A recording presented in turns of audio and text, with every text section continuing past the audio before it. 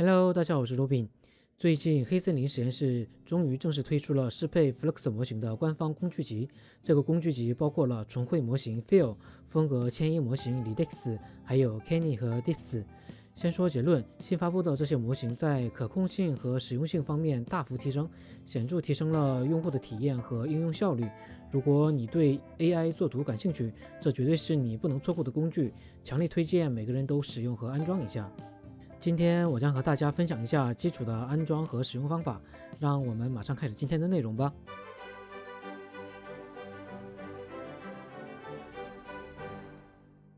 这期我讲解的可能有些快，需要有一定的基础，不清楚的话可以看一下我前2期制作的 Flux 基础教程。首先来到这个官方的页面，在这里对这些大模型都进行了比较详细的介绍，并且告诉了我们具体的下载地址，我们可以根据需求将这些大模型都下载下来。大家可以详细的看一下这个页面。然后我还推荐这个 Config UI 手册的链接，整理的非常的清楚，这2个页面互相参考一下会很好。本期视频里面的链接地址我都会放到说明栏里面的。这些工具我们一个一个看一下。第一个，我们看一下这个重绘模型，我们往下找到下载必要模型这里。如果你是第一次使用 Flux 的话，根据这里的内容下载必要的模型，将所有下载的文件都下载下来，然后安装到指定的文件夹当中。经过测试 FP8 精度的 T5 模型也是可以使用的。然后回到官方页面，我们下载重绘模型，点击这里打开。这里需要登录，然后第一次的时候需要同意他们的条款才可以。点击文件这里下载这个大模型。如果你是第一次使用 Flux 的话，还需要下载这个 AE 模型才可以。官方的重绘模型实在是太大了，我们可以下载一些其他的精简模型。点击这里，在它的右侧我们点击这里，这里有4个 GGUF 版本的模型，选择下载次数最多的链接，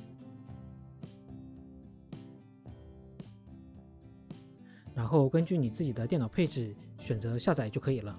除了 GGUF 版本之外，还有 FP8 精度的模型，可以进入这个链接直接下载就好。模型比较大，大家耐心等待一下。然后我们需要下载对应的工作流，我们还是回到 Wiki 手册这里，点击这个官方原始教程地址，往下拖动。我们将这些图片都保存下来。这第1张是局部重绘的工作流，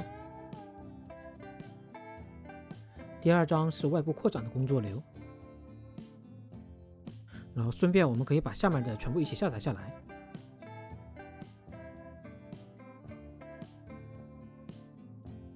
模型都下载好之后，将下载好的文件分别放入到对应的文件夹当中。Clip 和 T5 文件放入这个 Clip 文件夹当中。Phil 大模型放入到 Unite 文件夹当中。AE 文件放入到 VAE 文件夹当中。为了方便管理，最好每个文件夹当中都新建一个名叫 Flux 的文件夹来保存对应的文件。我们启动 Config UI， 然后我们需要将 Config UI 更新到最新的版本。点击管理器，然后点击这里升级 Config UI。升级好之后，我们将它重新启动一下。升级好之后，你可能会发现你的 UI 页面和之前有些不一样了。如果你想回到原来的 UI 页面的话，点击这里的设置，在这里点击第1个选项，此时它就可以回到原来的 UI 页面了。准备工作全部就绪之后，我们将局部重绘的工作流拖动进来。我们在这里选择工作流，打开，仔细看一下这个工作流。如果大家有看过我上一期的视频的话，应该马上就能看出来，这个工作流就是一个最基础的 Flux 图生图的工作流。不太理解的话，请看一下上一期的视频。我们先测试一下局部重绘的功能。首先，我们在这些节点里面选择好需要的模型。Clip 1选择 Clip 文件， Clip 2选择 T5 文件。Unite 加载器这里我们选择刚才下载好的重绘模型。为了做演示，我使用了 FP8 精度的重绘大模型和 T5 文件，感觉整体的效果也是完全可用的。大家可以根据自己的配置选择一下就好了。我们在加载图像节点这里选择一张图片，点击右键，在遮罩编辑器中打开。我们涂抹一下这个人物的眼睛这里。涂抹好之后，点击保存。添加一个提示词，其他的参数暂时不更改，直接使用工作流默认的设置。我们点击执行，看一下生成的效果。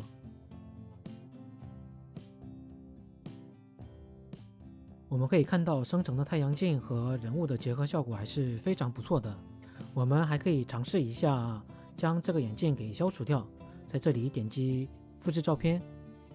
我们在这里加载图像，这里 Ctrl+V 复制一下。我们重新在遮罩编辑器中打开，我们重新将这个太阳镜的部分给涂抹一下，保存。然后此时我们这个提示词里面什么都不写，生成。我们来看一下效果。我们可以看到整个眼睛的部分重绘的还是非常不错的，可以和有太阳镜的图片对比一下，确实是重绘的非常好。那我们使用这个重绘模型，既可以给图片添加需要的东西，也可以抹除不需要的部分，这点还是非常实用的。再来，我们测试一下扩展的功能，还是点开工作流，将扩展的工作流导入进来。仔细看一下这个工作流，可以发现就是在加载图像节点和内部模型条件节点的中间添加了一个外部画板。在这个外部画板里，我们可以根据自己的需求设置一下。在加载图像当中，我们选择另外一张照片，然后我们只向下扩展400个像素，简单填写一下提示词，点击生成。我们可以看一下这张扩展后的图片，效果真的让我有些惊艳呢。整个画面的氛围与原始图片自然融合，丝毫没有任何的违和感，几乎很难察觉是经过重绘的呢。个人体验下来，Phil 模型的重绘能力要优于原始生图大模型，它在细节修复、画面扩展以及整体协调性方面的表现似乎都更出色一些。那关于 Phil 模型的介绍就到这里了。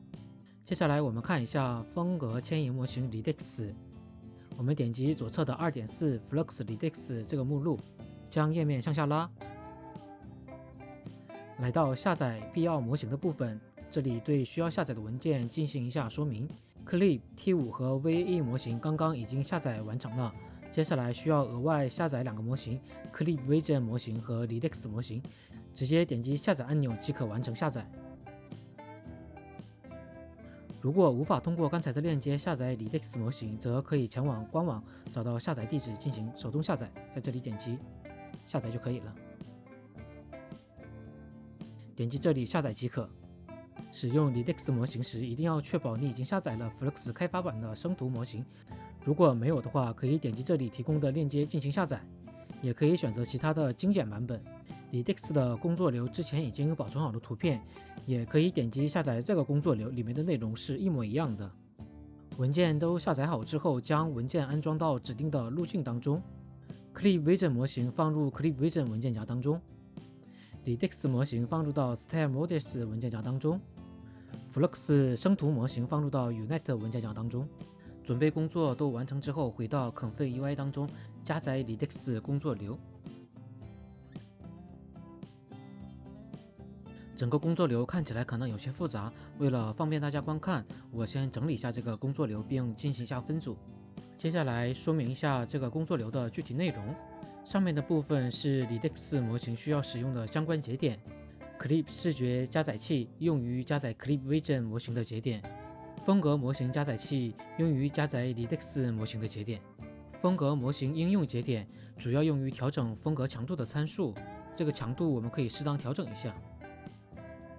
Part 1的节点是之前使用过的基础文本节点，都是 Flux 工作流中最基础的部分。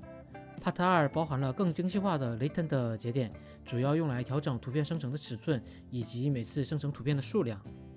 Part 3是更精细化的 K 采样器节点，包括随机种子、采样器和调度器等功能，与标准的 K 采样器功能完全相同。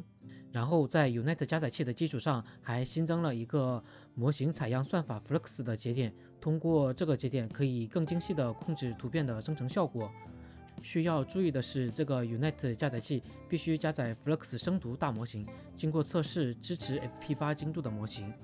剩下的节点没有特别复杂的地方，按照需求设置即可。我们加载一个图片，先不填写任何的提示词，点击生成。现在来看一下生成的图片。对比两张图片，整体来看，图片在构图、头发颜色以及人物姿势等方面都很好的保持了原来图片的风格，迁移的效果非常不错。回到 Config UI 中，这里并没有添加任何的提示词，主要原因是这里即使添加了提示词，对最终生成的图片也几乎不会产生任何的效果。提示词基本上是失效的。想要解决提示词失效这个问题的话，大家可以考虑使用这个节点。不过今天的视频里就先不讲解如何使用这个节点了，不然时间太长了。大家有兴趣的话可以自己查询一下，使用起来还是比较简单的，主要还是通过控制 Redux 的强度来达到我们想要的效果。过几天我有时间的话，争取做一个简短的视频来讲解一下。再看一下如何在一个工作流中融合两张图片的风格。首先添加一个加载图像节点，然后再搜索一个叫做图像组合批次的节点，将两个加载图像节点连接到图片组合批次节点的左侧，然后连接图像组合批次和 Clip 视觉编码节点。我们再上传一张图片，点击生成。我们打开生成的图片看一下，这个生成的图片在左侧这里是稍稍有一些不合理，但是整体的图片还是很好的融合了两张图片的效果，可以通过多次抽卡来获取更符合自己要求的图片。那关于 Redux 模型的基础介绍就到这里了。最后我们来看一下 Kenny 和 Dips。首先还是来到 Config UI 手册这个页面，点击 Flux One ControlNet， 找到完整版模型下载的部分。在这里需要下载 Dips 和 Kenny 这两个大模型，同时下面的 Lola 模型也要一起下载。这次官方发布的大模型与之前的使用方法有所不同，通过直接使用大模型可以直接实现 ControlNet 的效果，无需再单独下载和调用 ControlNet 模型。除了大模型，还可以使用 Flux 基础生图大模型搭配官方的 Lola 模型，同样能够实现 ControlNet 的功能。如果链接无法直接下载，可以前往官方页面找到下载地址，手动下载对应的文件。其中 Dips 和 Kenny 大模型的文件大小都在20GB 以上，而 Lola 模型的大小约为1GB 多一点。至于具体选择下载哪些模型，大家可以先看完视频，根据自己的需求再做决定。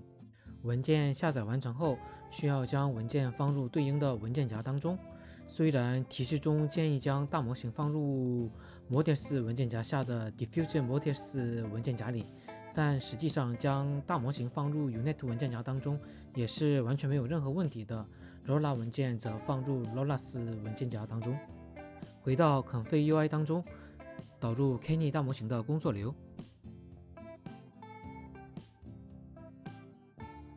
可以看到这个工作流非常的简单，它是在基础的 Flux 文生图工作流的基础上增加了几个节点，一个是这个名字特别长的节点，用于处理图像到图像的条件控制，然后在下面添加了一个 Kenny 的线稿节点。默认工作流是一个 Kenny 工作流，所以我们先测试一下 Kenny 的效果。Unite 加载器这里选择刚刚下载好的 Kenny 文件，这里都更改一下，上传一张图片。添加一些提示词，点击生成。可以看到生成的图片效果还是非常不错的。如果你看过我之前的视频，应该还记得之前的 Flux Canny 虽然能够控制线稿，但生成的图片效果并不是很理想。而这次官方的 Canny 大模型生成的效果明显提升了非常多，我个人是感觉非常满意的。此外，虽然默认工作流的 Canny 节点也可以使用，但你也可以选择替换其他的节点。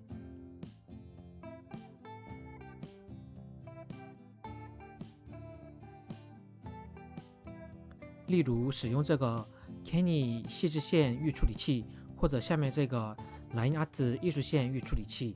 具体选择哪个节点可以根据自己的喜好，效果感觉都挺不错的。这里是这3个节点生成的线稿比较，大家可以暂停看一下。这是在相同参数下3个不同的预处理器生成的图片，大家可以仔细对比一下。这里有2个参数需要注意一下，一个是这个 Flux 引导值，理论上数值越大，生成的图片越符合文本的描述，对最终生成的效果会有影响。第二是这个降噪值，建议根据图片的内容调整，一般需要设置到 0.95 以上，才能保证生成的图片质量。最后需要注意一下，如果原始图片的线稿过于复杂，生成的图片效果可能会不太理想。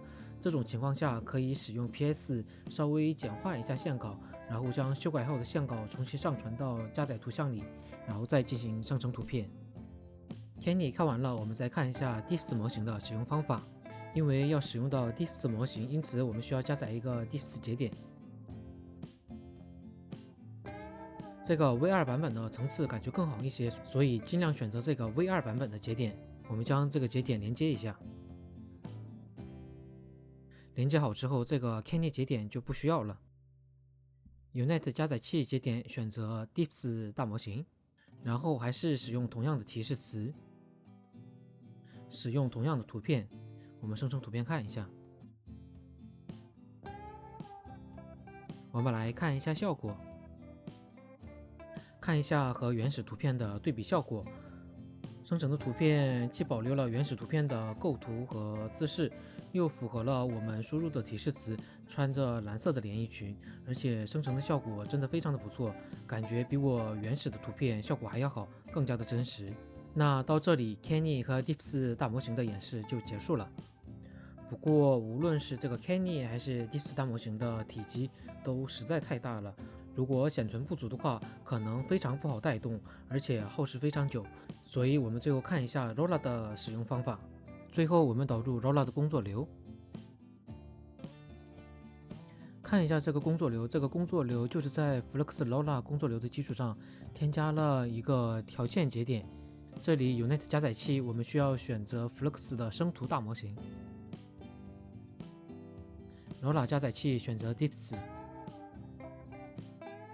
模型强度大家可以根据自己的需求适当的调整一下。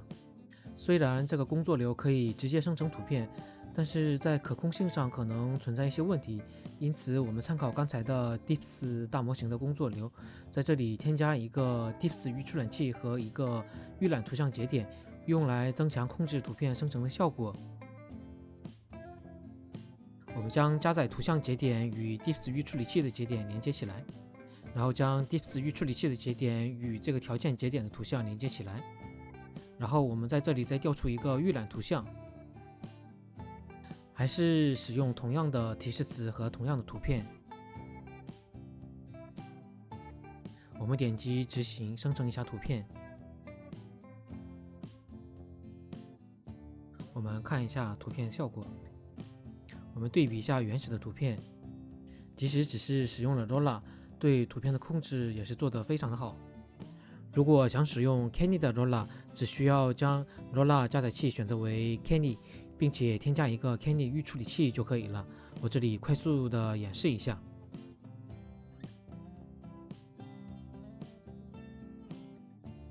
然后我们在同样的条件下生成一下图片。我们再打开来看一下，这次生成的图片结构还是比较一致的，但是不知道为什么我在测试 Canny 的 Rolla 时总是会遇到以下2个问题，一个是生成的图片总是有噪点，清晰度不够。那这个图片呢，现在就是明显的噪点特别多，非常的糊。不够清晰。然后第二个问题，经常会遇到生成的图片和原始图片的结构有差异的情况，比如出现这种手部的姿势不对的情况。经过多次测试，调整了好多次参数，并尝试更换模型之后，这些问题仍然时有发生。所以在使用 Canny 的 Rolla 时，需要特别注意一下这些情况。相比之下 ，Deeps 的 Rolla 效果会更稳定一些，生成的图片质量也会更好，所以大家在使用时需要注意一下。对了，今天介绍的这些大模型都有对应的 GGUF 版本，然后找一找的话，也都可以找到 FP8 精度的模型，大家可以根据自己的需求下载。那到这里，黑森林官方发布的几个大模型的使用方法就都已经讲述了一遍。官方出来的工具确实是挺好用的，记得1个多月前一直疯狂的出图测试 Flux 模型的 ControlNet 功能，总是得不到特别好的效果，还一直以为是我自己的问题，浪费了好多的时间。现在有了官方的工具之后，真的可以很好的提高效率。我认为 AI 生成图片最精华的部分就是控制图片的功能，现在终于得到了相当程度的完善，官方推出的产品质量确实是不一样。那以上就是本期视频的全部内容了，希望我的视频可以帮助让你的生活变得更好一点。如果你觉得视频有用，请点击订阅一下，我会发布更多有用的内容。感谢你的支持，我们下次再见，拜拜。